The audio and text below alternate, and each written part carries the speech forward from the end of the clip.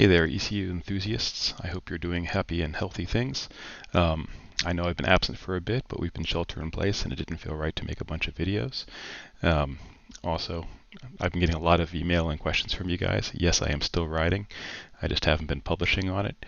And yes, I still love it and enjoy it. The KingSong 16X is my preferred wheel still. And I had been waiting to put out such a video on the suspension until I got more details, because there's not a lot of details out there and I wanted to give you the best information I could. But in the absence of that, so many questions, I'll cover what we do know. And so I'm going to break this video down into a couple of parts. First is the specs that we know. Second will be a little bit of context and my experience with ECU so you can judge for yourself. And third will be most important, which is my experience with a brand new KingSong 16X hot off the line of a general availability, and how long it took to get it working correctly and where it is now, because I think that's important when you're talking about a brand new system.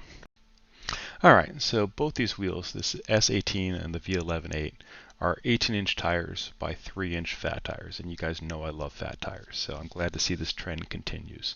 They give a much better carving feel, and they're better for off-road, and they're better for potholes and all the rest of it. What you're giving up is a little bit of agility, but that's probably okay in this case.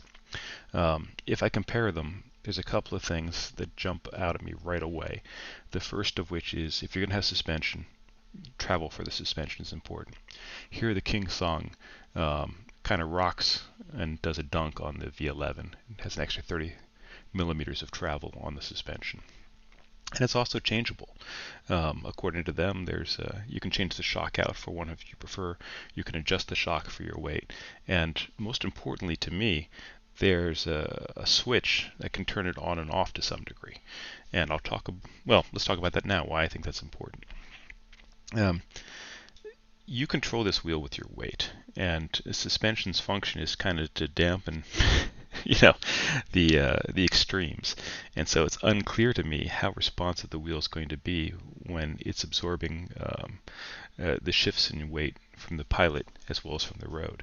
And so I have a feeling that in suspension mode there may be some lag, where it may feel a little less responsive than you're used to. And so that's why the ability to turn off that suspension may be important. It's speculation on my part. I haven't ridden one of these wheels before with the suspension, but that's what I suspect is going to go on. The flip side of that is suspension is also something that can help keep you very, very safe. For example, if you're not quite paying attention and there's a pothole in the road or a dip you didn't see, hitting that can cause an awful lot of pain. You can bite your lip or your tongue, your kidneys and what have you, and shock. Absorbing that shock will help keep you on the wheel and upright. And of course it allows for safer travel at higher speeds as well. So suspension is kind of a safety feature. So don't poo-poo the responsiveness just yet. There may be times to trade it off, and I think that switch that'll allow going back and forth, if it's real as advertised, will be very valuable, as will be the ability to calibrate the suspension because of your payload, right? We're not all the same body weights, and sometimes you carry gear in your backpack and add weight to it. For example, water, in my case in Texas. And that brings us to one other difference here in the suspension, which is that KingSong has taken the approach of separating the tire mass from the rest of the mass via the shock, so that the tire is the only thing that's traveling up and down with the suspension. The batteries and the control board and things like that are on the frame with the rider and the suspension, so they will have the dampening effect applied to them while the tire is free to travel up and down and react to the bumps. So it's pushing that tire kind of into the road as you ride for better grip. And that's different than the InMotion. The InMotion has taken the approach of having the batteries and the mass of the tire and all that together, and then using the shock absorbers for the pedals for the rider. And as a result, there's going to be a lot more energy transferred to those batteries and other systems, bouncing it around. And that's going to give them a different ride, I would suspect. So, for what it's worth, KingSong's approach is how most vehicles are built today, and InMotion's is not. While we're staring at the back of this thing, let's also talk about the tail light. In this case, I think InMotion has has claimed it as an automobile grade light, and completely dunked on the S18, as you can see. That tiny little red ring up there around the suspension, I guess is what they're calling a tail light. So you're going to want to wear something on your backpack or your back or what have you to stay visible by comparison. And this also brings us to the headlight, by the way. The InMotion, again, kind of dunking on the S18 in terms of the headlight. So if tail light and headlight are important to you, S18 clearly going that direction. If suspension is important to you, looks like the KingSong is going that direction. All right, this brings us on to maximum cruise speed, motor power, and battery. Got to talk about all three of those things in conjunction, because motor power is governed by battery, and what's available as the battery goes down, the voltage goes down to the motor, which reduces the available motor power. And the higher your speed goes, the greater the resistance for turning the wheel, which requires more voltage. So both of these are listing 31 miles an hour. I'll take it at face value because the 2200 watt motor that the KingSong is using is the same as my 16X, and I can tell you that I can hit that on a 16-inch wheel. So an 18-inch wheel shouldn't be too much problem either. Can't sustain that forever, but I certainly don't want to. Suspension will make that better. All right, so motor power wise, 2200 watts on the KingSong, 2000 watts on the InMotion. 2000 watt InMotion was also claimed on the V11 and the V11F, I believe. And I want to say that I owned one of those, and the difference between it and any of the KingSongs in climbing my hills here in Texas was enormous. The InMotion, this is where I really kind of pan them, would overload, and when it overloads, it would stop. It would tilt to 45 degrees and say motor overloaded and force an exit. And if you've watched any of my videos on the V11 and the saga with that, you'll understand that that isn't just for heavy guys like me, but also for my friend Max, who was 160 pounds or so, and was taking it across a 4-lane highway, and he went to gun it. And in asking for that amount of power, because he's a pro rider, it stopped. It tilted and got him right off the middle of the street. And so I consider that a safety feature. I do not know if they've addressed that or not. But if it's the same motor, you're not going to get the full 2000 watts out of it, I believe. All right, so that motor power is important for starts. It's important for keeping you upright. It's important for going up the hills. Clear winner there. On the flip side of that, battery is 1100 watt hours. So you're not going to have that maximum power for long. The 1500 watt on the InMotion is going to give it better range and better endurance, and keep the motor power heavier. So there's a crossover point at which the InMotion motor will be stronger than the S18, depending on the range and how you've been driving it for the day. But it's worth mentioning. Probably pretty good mileage on both of these. We'll have to wait and see. Voltage in both systems about 84 volts, pretty standard. They both appear to be using LG cells, so equivalence there as well.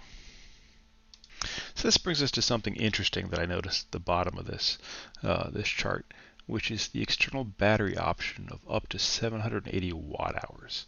So I don't know what this is. But it's an interesting note, and it may be that, in order to preserve the looks, they decided to put that extra battery that everyone wants somewhere else mounted on this, and you have the option of plugging it in. That's my guess. I don't know what it is. It's listed there, and so I want to bring that out because this is it's unusual and it's interesting, and if it's real, then it also suggests that you might be able to have multiple of these and change them out. To increase your range and riding all day, assuming that you had a base of operations to store a few of them in. Really interesting, really surprising if it's true. Again, speculation, don't know, I'm just seeing it here for the first time on the e-wheels chart. All right, now let's talk about some other creature comforts, such as the retractable handle and the spin stop buttons. InMotion was the first to come out with the button to stop the wheel from spinning when you picked it up. As a result, they have forced everyone else into alternate methods.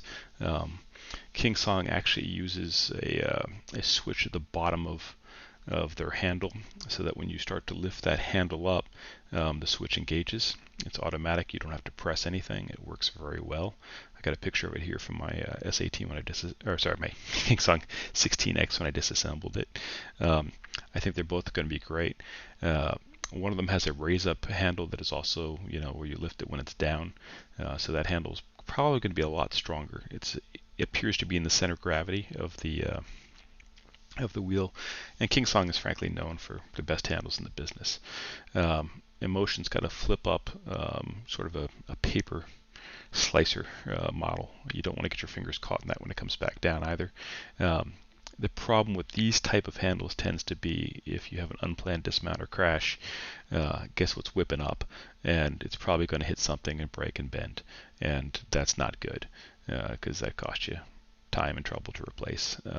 And in the best case, and in the worst case, it might actually catch you. So not a fan of their handles at all, frankly, on this design.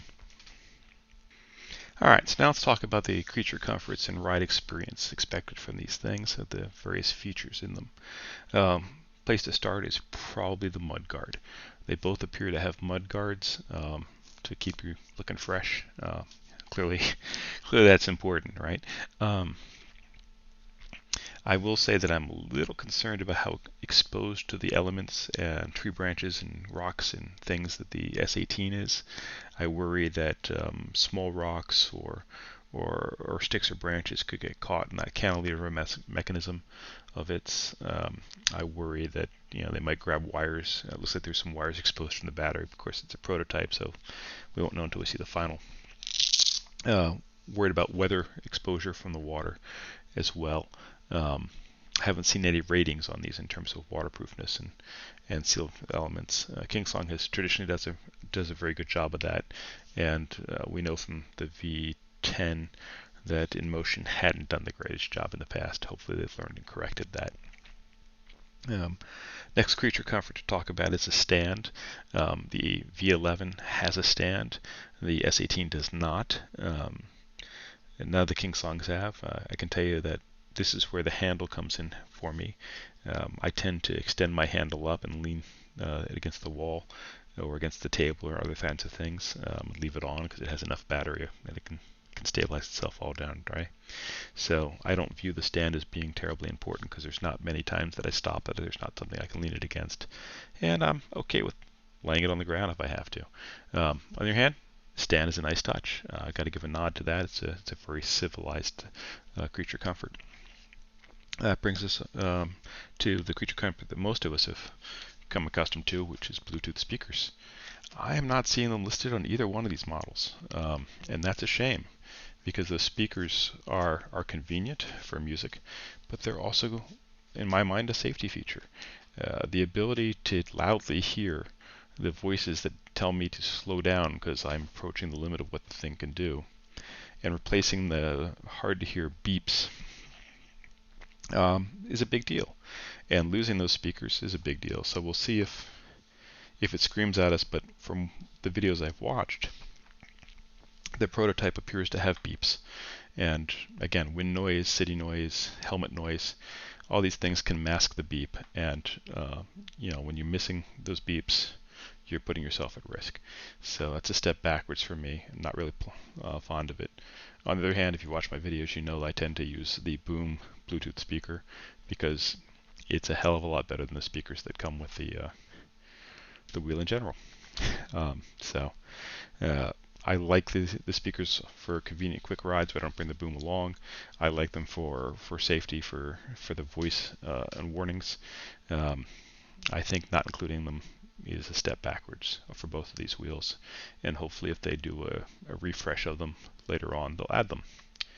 Alright, and that brings us to the next creature comfort that we all love, which is the lights. I'm not seeing lights listed here anywhere, or seen in any of the videos. And that's a shame, because those lights are cool, and they're also a safety feature for night riding. And I think if you're going to have a tail light as poor as the S18s, that you better have some lights on the damn thing. Those are missing. Kind of disappointed. The plus side, though, it doesn't look too hard to trim it out on your own using LEDs or EL wire. There are USB charging ports apparently. I'm going to put an asterisk there because until it's released, we don't know for sure. But if they are, then you should be able to tap into that 2 amp charging port, which I guess is listed there. I take it back; it is listed on the eWheels. So that you can have a permanent connection and spin your own lights out, which is very reasonable to do. It's not hard. Or if you're not inclined to solder, you can plug them directly into that USB charging port, although I will note that in the case of an unplanned dismount or wreck, you might break something off in there, depending where the impact happens. So just roll that out as a deal. So mudguards, stands, lights, speakers, says creature comforts that we're kind of used to. Might as well talk about looks here, right? The S18 is a beast. It looks like something out of a video game. It reminds me of the Portal gun, if you guys ever played Portal, and half a dozen other things. The V11 is not very attractive to me. It looks like somebody put a saddle on top of a wheel. But yeah, to each their own. That's my opinion. Hopefully you guys don't ream me for it. If you do, just know that I'm not going to read it and I'll ignore it. Frankly, I think the S18 is now the sexiest wheel, passing the Z10. Hopefully Ninebot has something up their sleeve. There's a star I'm going to put at an asterisk, though, which is that the Z10 is prettier at night. All right, so let's bring the last bit of the ride experience to the pedal height. So the S18 kind of dunks on the V11 here in all aspects. The pedal height is 9.5 inches long. Sorry, the pedals are 9.5 inches long versus 9 inches long, and the travel on them is pretty good. It's 8.25 inches to 4.3. It's compressed, where the other one is at 6 and 3.55. So, you know, pedals are a big deal for those of you who go off-road, or even in parking lots where you can sometimes get a pedal caught on a parking stop for your car. I forget the names of the things, but you know, higher pedals give you more clearance to go over things. That's good. On the flip side of it, they changed the center of gravity, so it remains to be seen how it's going to work out. But in general, I'm going to give the nod there to the KingSong S18 as being a better off-road wheel with better clearance in general. And that's probably not a surprise there either. Now, what was a surprise to me was seeing that there was about a 4-inch difference or so in height on these wheels. They're about the same depth, the same width or so, but the S18 is about 22 inches, and the V11 is almost 27 inches. Don't know if that matters to you guys or not, but I would call it out as being a slightly more short wheel. And in general, space is always welcome in terms of storage and having things being smaller. So that's that. All right, so now let's talk a little bit about yours truly and my experience with the KingSong 16X straight off the line. So to understand that, you got to understand who I am. Just a quick, I'm a Texas rider.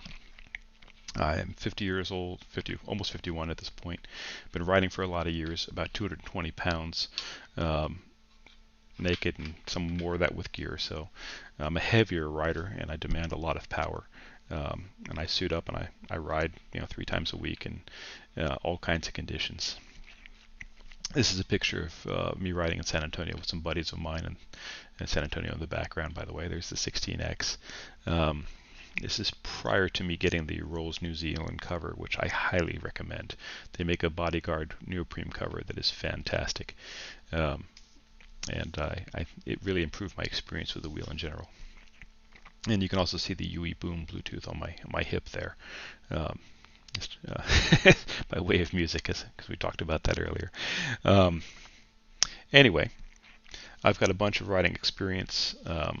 I learned on both KingSong and Gotway, and the area here in Austin, we swap wheels and ride each other's wheels. So I've pretty much ridden every wheel that's been out there, on and off. My favorite wheels before the KingSong 16X were all Gotways, and in particular the M10-3, which is a 10-inch wheel, and the MCM5, which was a a 16-inch wheel with a 2.5-inch tire. And having ridden all these wheels, what I learned was I really like fat tires. I really like small and agile. I like to be able to ride in pedestrian traffic and in tight spaces. I really like acceleration and torque, and I have to be able to have enough motor power to carry me and my payload up the hills of Texas in the Texas heat. And that means carrying, gallons of water with me as well. So from my perspective, when I talk about it, that's what I'm talking about. If you're 50 pounds lighter, you can get by with less motor, but you're still going to want the fat tire, in my opinion. I also like my creature comforts. Handle is important to me, which is why I don't own an M Super. The M Super handle is just trash, and I'm not afraid to say it, and neither should anyone else. Gotway, get your act together. I love the feel and ride of your wheels. As a Gotway fanboy, I was until the KingSong 16X came along and replicated that feel. You have the best riding wheels on the planet, even though they may not be the safest, but you have the worst handles on the planet too. Fix that Gotway. So that's who I am. That's my perspective. I do still consider myself a Gotway fanboy, even though my main wheel is the 16X, which I love, because it's a wheel that Gotway should have made, frankly. Now, that being said, KingSong addressed a lot of things at once. They did a new motor, right? They tuned the motor for noise. They did a new motherboard. They brought out brand new Bluetooth 5.0 stuff. They were aggressive in what they were doing. And when they released the product in June, I was among the first. First off the line, it was airshipped to me. And I can tell you, it was a great ride, but it had problems, right? There was a mysterious bug where if you accelerated really hard and decelerated really hard, that suddenly it would oscillate side to side and throw your ass off. Some very scary videos of Kuji beta testing that for us, so they tried to address it. There were other problems with wiggling in terms of trying to brake hard. If you're familiar with the 16X, you know what I'm talking about, even though you may be in denial. There was random tilt problems. There were audio problems. There still are application problems. It's a year later, and the application, is just now theoretically being shipped. Hopefully, I'll get a review out on that. But I can tell you that it still doesn't report the correct numbers on the application as of the last one I had, and that was the case for a year, right? We went through 8 versions of the firmware, 8 versions in 60 days. And it's still not addressed the random tilt problem, which you're riding along and it would suddenly tilt forward and back over a period of a second or a second and a half, just to about 2, 3, 4 degrees, which is really unnerving. But there were a lot of work being done on something that should have been a tested product, right? And it was scary. The final resolution to that tilt problem, by the way, was not a software resolution. It was my motherboard. So it turned out the motherboard that shipped in mine was a 1.4, and the final fix was in version 2.1. And in looking at the 1.4 board and comparing it to the 2.1 board, I can tell you there were a ton of changes, all kinds of changes on this board, from the Bluetooth antenna having to deal with the music and the upload, to the capacitors, to the power regulators. It was a remarkably different board. So there were some serious hardware fixes. Now the good news is I could change it out, and I did change it out. And that's what you're going to watch here in the background, why I kind of talk about that experience. But my point is that it was an aggressive bit of new technology released by KingSong, right? Just as the V10 was for the InMotion. And both my experiences with that were kind of negative, being the first people out on the cutting edge. What we forget about the cutting edge is that you tend to also be the bleeding edge, right? So the first one out of the gate on the V10F, not happy with it, was able to return it. Thankfully, the company is good enough that allowed me to do that, but really it's a disappointment because it was a lovely wheel. I was very excited with the wheel, and I wish that it hadn't been that experience. With the 16X, I was ready to ride it and what have you, but again, it just wasn't ready. So the leap from where they were, 2,000 watt motor to a 2,200 watt motor, um, from a 2.5 inch tire to a 3 inch tire, really wasn't that great. Not compared to the leap to suspension, right? Because again, the motherboard and the gyros and all the things, the accelerometers, have to work together to figure out what's going on and to keep the wheel upright. And now you've got the suspension playing in there. It's it's a lot of complicated calculations and testing, and I hope testing. And if you buy this thing right off the gate, you're going to have to be prepared to have a rough ride that no suspension is going to dampen, potentially. You're going to have a great new wheel. It's going to be a lot of talking about. You're going to have a lot of good features, and when it works, it's going to be great. But when it doesn't work, you're going to have a $2,000 paperweight, and you're going to get on it every time and wonder, am I safe? Because that's what you got to deal with.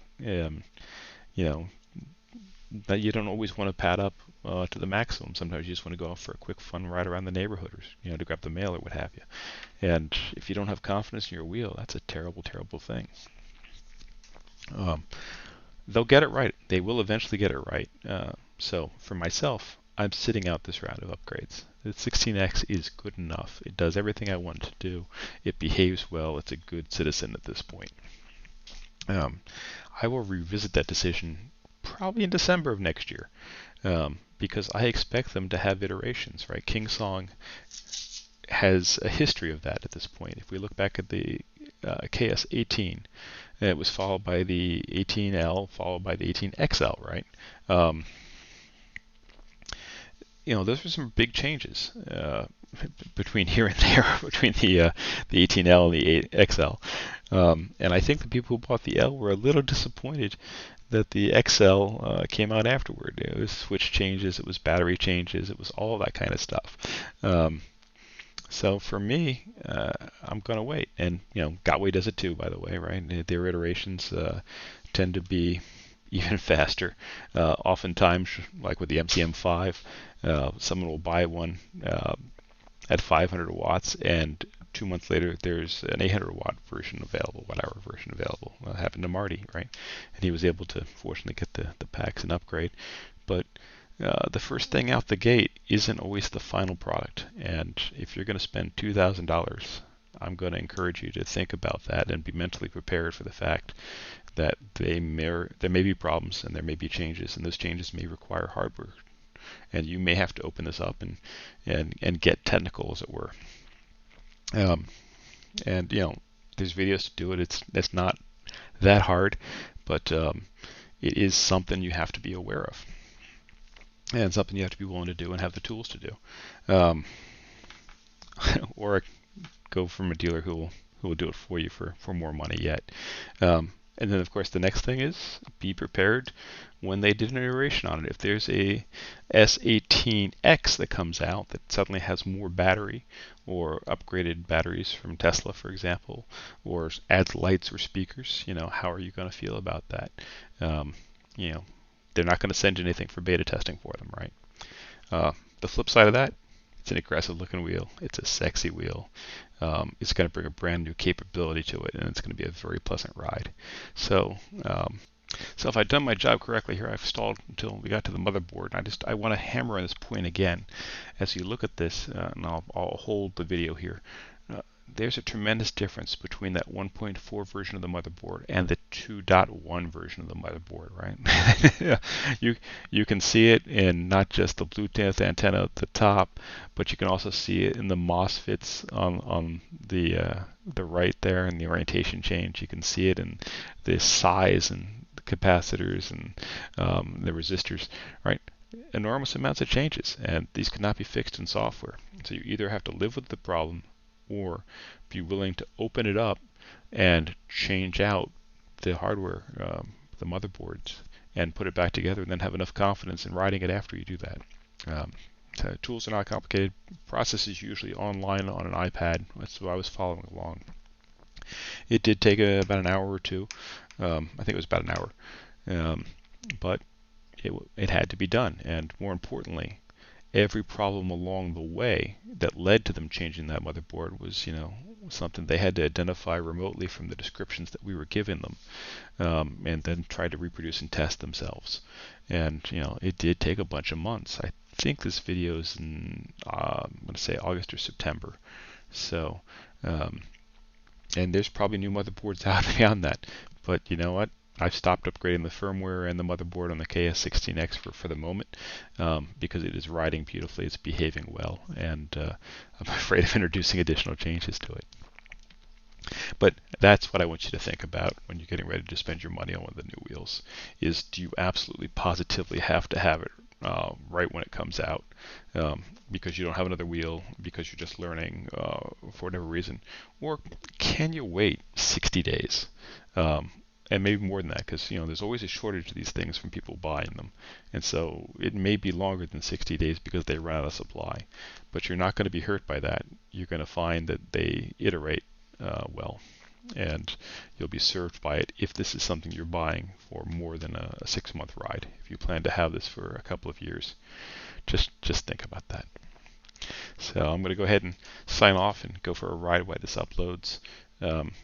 As always, hit me up for any questions and thoughts you have. If you're considering electric unicycles, I highly recommend them. Like all personal electric vehicles, they're tons of fun, and they've come a long way, and they're much safer. Just because I'm thumping on the difficulties here doesn't mean that I don't love them. Everything's got problems, right? And this is why you suit up in protective gear. We just happen to be at the cutting edge of a new vehicle type.